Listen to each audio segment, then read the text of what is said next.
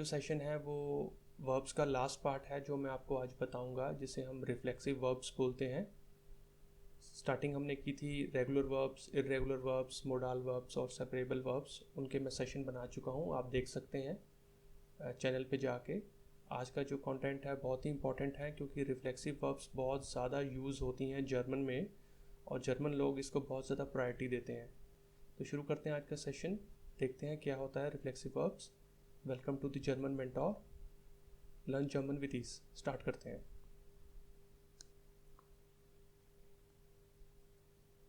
Okay तो friends, ये कुछ इंस्ट्रक्शंस और कुछ सजेशन है, कुछ इन्फॉर्मेशन आपके लिए रिफ्लेक्सिव वर्ब्स का चैप्टर शुरू करने के लिए उससे पहले मैं आपको देना चाहता हूँ।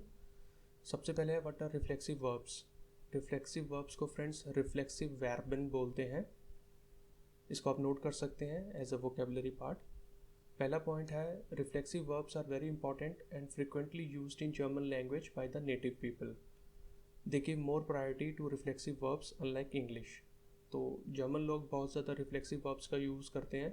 कल को जब हम भी जर्मन लोगों के साथ बात करेंगे और हमें रिफ्लेक्सिव वर्ब पता होगी तो हम उनसे बात कर सकते हैं। तो बहुत ज़्यादा यूसेज होता है इसका। दूसरा पॉइंट है reflexive verbs are always used by reflexive pronouns. तो रिफ्लेक्सिव प्रोनाउंस को फ्रेंड्स हम रिफ्लेक्सिव प्रोनोमन भी बोलते हैं। तो जब कभी भी आप रिफ्लेक्सिव वर्ब यूज़ करेंगे तो साथ में रिफ्लेक्सिव प्रोनाउन का लगाना बहुत ज़्यादा ज़रूरी होता है। वो क्या होता है वो मैं भी आपको क्लियर करूँगा नेक्स्ट स्लाइड में। एंड थर्ड पॉइंट है there are two types of reflexive pronouns. दो तरीके के होते हैं रिफ्लेक्सिव प्रोनोमन। पहला होता है हमारा आकुजाटिव और दूसरा होता है हमारा डाटिव। फ्रेंड्स ये जस्ट नाम है, ये जस्ट टाइप्स हैं, इनका केस है, इनको बस आप नाम से याद रखिए, कोई ग्रामर रूल या पैटर्न नहीं है इनका। अकुजाटिव और डाटिव ये दो केस होते हैं पर्सनल प्रोनाउन के। फोर्थ पॉइंट है these types of verbs always use जिश with infinitive verbs. Infinitive verb के आगे हमेशा जिश लगा होगा। जब कभी भी आप डिक्शनरी में पढ़ेंगे या आप कोई कंटेंट पढ़ेंगे, वर्ब के आगे जिश लगा होगा तो आपको पहचान मिल जाएगी कि ये एक रिफ्लेक्सिव वर्ब का यूज़ किया गया है। जैसे आपने देखा होगा पिछले सेशन में सेपरेबल वर्ब में मैंने आपको बताया था कि वर्ब के आगे कुछ ना कुछ प्रीफिक्स लगा होगा, तो इसको भी आप प्रीफिक्स मान सकते हैं। वर्ब के आगे जिश लगा होगा, ये इसकी पहचान है। तो एग्जाम्पल है इसका जिश डूशन। इसका मतलब होता है to take bath. To take bath. Myself, yourself, himself, herself, itself, ourselves, themselves, ये जो हैं ये जिश कहलाते हैं। जिश it is a reflection of doer itself. जैसे मैं आपको एग्जांपल दूं, अगर आप शीशे में अपने आप को देखते हैं तो आप अपना ही रिफ्लेक्शन देखेंगे, किसी और का नहीं देखेंगे। तो ये जो जिश होता है ये वर्ब के साथ आता है और इसके आगे आ जाता है प्रोनाउन, पर्सनल प्रोनोमन। वो जब मैं आपको अभी सेंटेंस बताऊंगा तो आपको क्लियर हो जाएगा। और लास्ट पॉइंट है when somebody does some activity और task for himself then we use reflexive verbs. ये वही वर्ब्स होती हैं जो किसी काम करने वाले को स्पेसिफाई करते हैं कि वो आदमी, जो कोई व्यक्ति है, वो काम अपने लिए ही कर रहा है। तो ये रिफ्लेक्सिव वर्ब्स होती हैं। जैसे I enjoy my self, you enjoy your self. तो ये चीज़ होती है रिफ्लेक्सिव वर्ब, ये पैटर्न है, ये इसका कॉन्सेप्ट है। अब ये सेंटेंसेस कैसे बनते हैं वो मैं आपको सिखाता हूँ। चलिए चलते हैं आगे। अच्छा, ये अब आ गया रिफ्लेक्सिव प्रोनाउंस, रिफ्लेक्सिव प्रोनोमन जो मैंने आपको बताया था, आकुजाटिव और डाटिव। तो लेफ्ट साइड पे जो है, जो आप पिक्चर देख रहे हैं, इसमें एक्सट्रीम लेफ्ट पे लिखा हुआ पर्सनल प्रोनाउंस, ये वही है जो स्टार्टिंग से आपको बताता आ रहा हूँ। इश, तू, एस जी एस, वियर, ईयर, जी जी। और राइट साइड में जो है आकुजाटिव और डाटिव। तो जो जिश होता है ये उसके टाइप्स हैं इन सब्जेक्ट्स के। तो इश होता है एक्यूजाटिव में मेश, डाटिव होता है मियर। दू होता है एक्यूजाटिव में डिश, डाटिव होता है डियर। एस जो होता है वो जिश होता है एक्यूजाटिव में भी और डाटिव में भी। वियर होता है उन्स एक्यूजाटिव में और उनसी होता है डाटिव में। ईयर होता है ऑयश और डाटिव भी ऑयश। और जी दोनों एक्यूजाटिव में जिश होते हैं और डाटिव में भी जिश होते हैं। अब देखिए राइट साइड पे जो नोट लिखा है, जो फर्स्ट नोट है, we have to learn reflexive verbs with जिश एंड वर्ब। वही चीज़ जो मैंने आपको पहले बताई कि वर्ब के आगे हमेशा जिश लगा होगा, तो ये इसकी पहचान है। एग्जाम्पल है जिश वॉशन। दूसरा है इश एंड डू personal pronouns are different from others. अगर आप लेफ्ट साइड पे थोड़ा सा ध्यान दें, इश और दू आकुजाटिव में और डाटिव में दोनों अलग अलग हैं, इश मिश और मियर, डू डिश और डियर। लेकिन नीचे का जो पैटर्न है एरजीएस वियर ईयर जी जी, उसमें आकुजाटिव और डाटिव दोनों सेम रहते हैं, राइट। तो जो दूसरा नोट है हमारा, इश एंड दू personal pronouns are different from each other, ये अभी आपको मैंने बता दिया, दोनों में अलग अलग होता है। एरजीएस और जी जी विल रिमेन सेम, जिश लेफ्ट साइड पे आप देखिए जो रेड कलर में मार्क किया मैंने, एरजीएस और नीचे जी और जी ये जिश होते हैं दोनों आकुजाटिव और डाटिव में। और जो लास्ट पॉइंट है नोट का वो है वियर एंड ईयर विल रिमेन सेम इन आकुजाटिव एंड डाटिव। तो वियर और ईयर जो होते हैं वो भी सेम होते हैं आकुजाटिव और डाटिव में। उन्स उन्स वियर में और ऑयश ऑयश ईयर में। ये आपको ये आपको ऑयश प्रोनाउंस करना है। तो ये तो हो गया पर रिफ्लेक्सिव प्रोनोमन क्या होते हैं, आकुजाटिव और डाटिव। अब चलिए चलते हैं आगे और सेंटेंसेस के फॉर्म में देखते हैं इनका यूज कैसे होता है।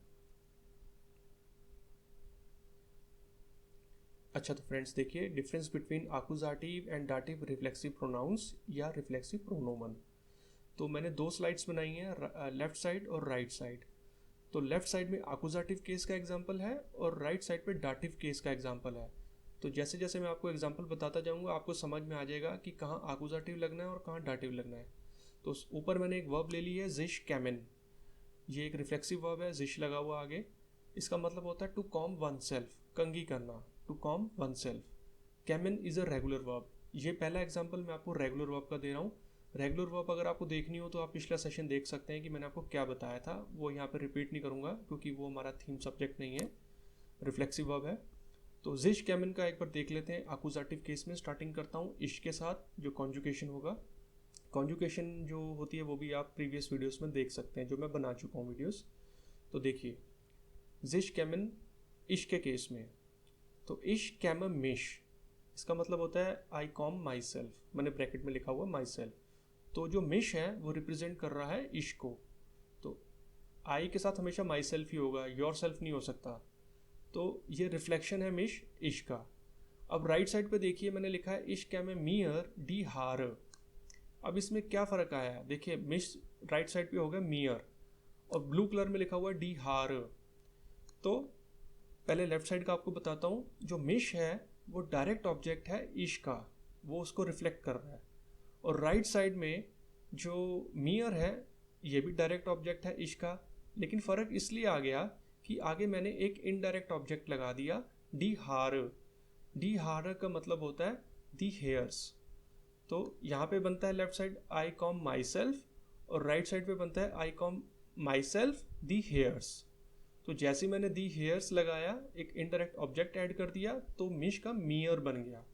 तो यही फ़र्क होता है आकुजाटिव और डाटिव के केस में। तो यही पैटर्न जो है वो नीचे है, एक एक सब्जेक्ट के साथ आपको बता देता हूँ फटाफट। डू कैम्स्ट दिश यानी कि यू कॉम योर सेल्फ, और राइट साइड पे बन जाएगा डू कैम्स्ट डियर डी हार, सेम चीज़ है, डू का डियर बन जाएगा, you com your self the hairs. तो जैसे ही इनडायरेक्ट ऑब्जेक्ट ऐड हो जाएगा तो वो डाटिव बन जाएगा। तो नीचे सेम पैटर्न है एच जी एस कैम्प्ड जिश और राइट साइड पे है एच जी एस कैम्प्ड जिश डी हार, क्योंकि जिश और जिश तो सेम होता है आकुजाटिव और डाटिव में एच जी एस के केस में, वो पिछली स्लाइड में आप देख सकते हैं। नीचे चलते हैं वियर कैमन उन्स आर सेल्फ, वी कॉम आर सेल्फ, और राइट साइड पे वियर कैमन उन्स डी हार। फिर है सेकंड लास्ट ईयर कैम्प्ड ऑयश और राइट साइड पे ईयर कैम्प्ड ऑयश डी हार। और सबसे लास्ट जी जी कैमन जिश और राइट साइड पे है जी जी कैमन जिश डी हार। तो फ्रेंड्स ये तो हो गया रेगुलर वर्ब के केस में, राइट। अब मैं आपको बताऊंगा इर्रेगुलर वर्ब के केस में कैसे होगा। चलिए चलते हैं आगे।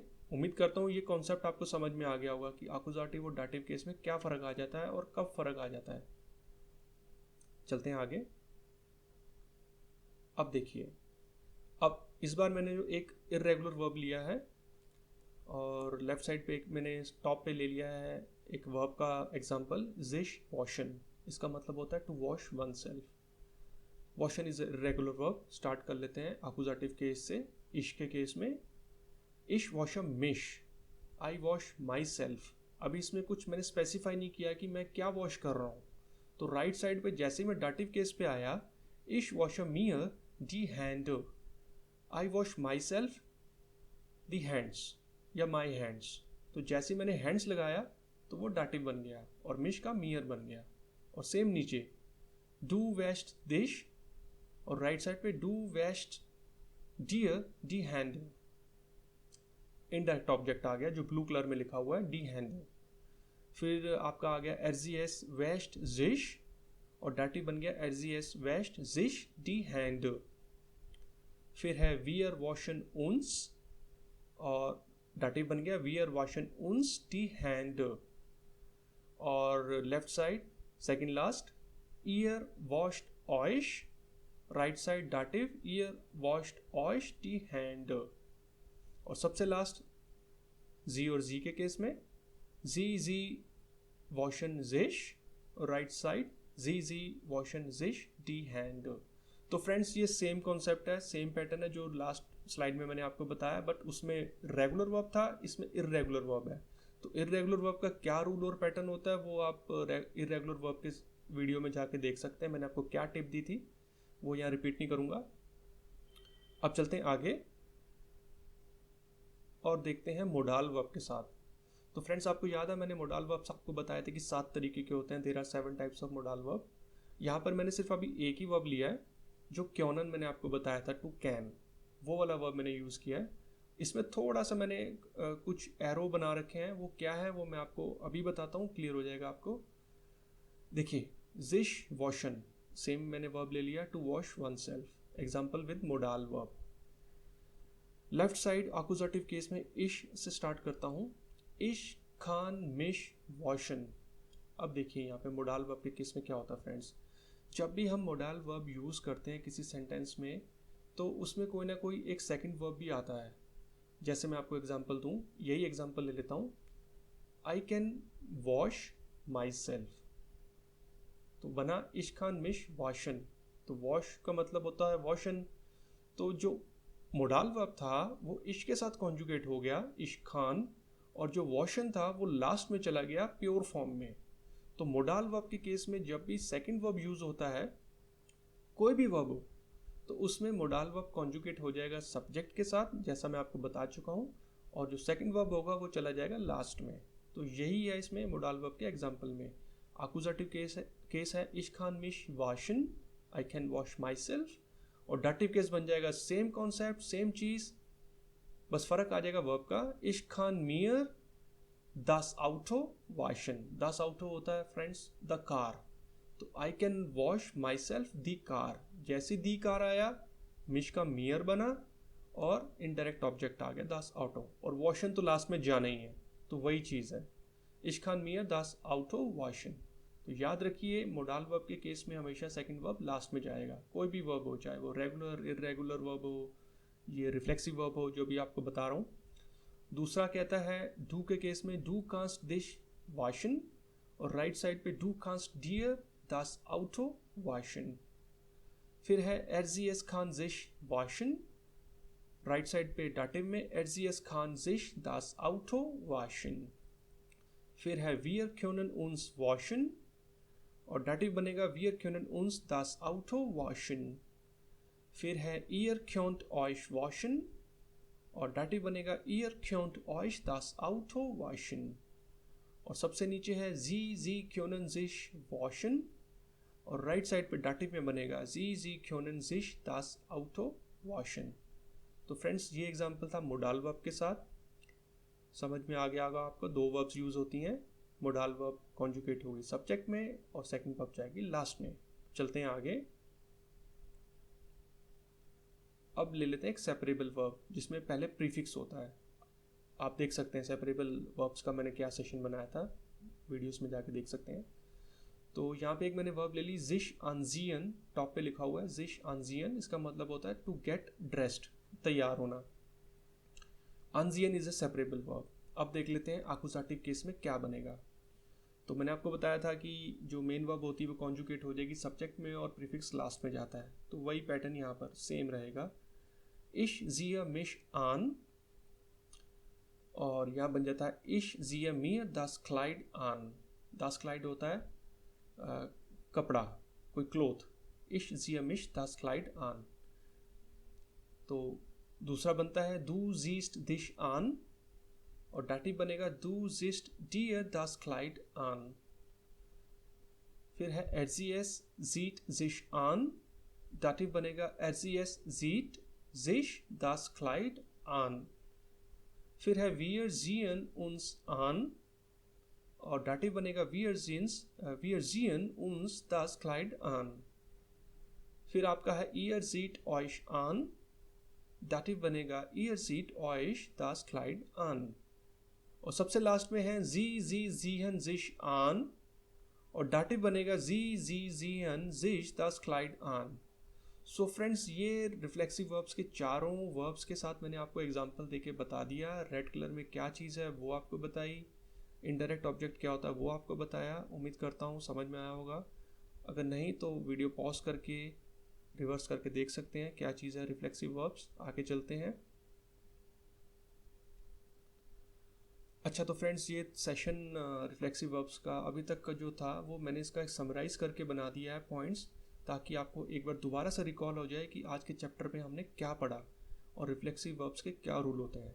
तो सबसे पहला रूल मैंने आपको बताया था, रिफ्लेक्सिव वर्ब्स ऑलवेज यूज जिश बिफोर इन्फिनेटिव वर्ब। हमेशा वर्ब के आगे जिश लगा होगा। पहचान है इसकी कि ये रिफ्लेक्सिव वर्ब है। तो जैसे ही जिश वॉशन लिखा हुआ है ब्रैकेट में, तो उसका मतलब है कि ये एक रिफ्लेक्सिव वर्ब है। सेकेंड पॉइंट है, reflexive verbs always get used by reflexive pronouns. और थर्ड पॉइंट है, there are two types of reflexive pronouns, reflexive प्रोनोमन। आकुजाटिव के केस में डायरेक्ट ऑब्जेक्ट होता है which reflects direct to subject, example मिश फॉर इश।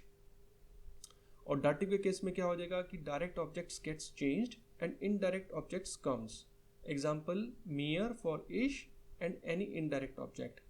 और फोर्थ पॉइंट है, in modal verbs the main modal verbs get conjugates with main subject and the second verb gets place at the end of the sentence in infinitive या pure form.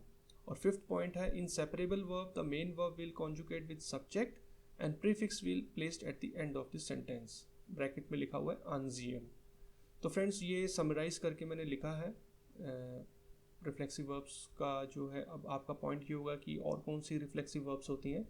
उसके लिए मैं आपको डिस्क्रिप्शन में एक link दे दूंगा, उस लिंक पे जाके आप सारी की सारी रिफ्लेक्सिव वर्ब्स देख सकते हैं। A1 A2 level, B1 B2 level में एडअप करके क्या क्या उसमें एडअप होता रहता है। अब चलिए देखते हैं कि जनरल नॉलेज में आपके लिए क्या लेकर आया हूँ। ओके, तो फ्रेंड्स, ये है डे लाइट सेविंग टाइम।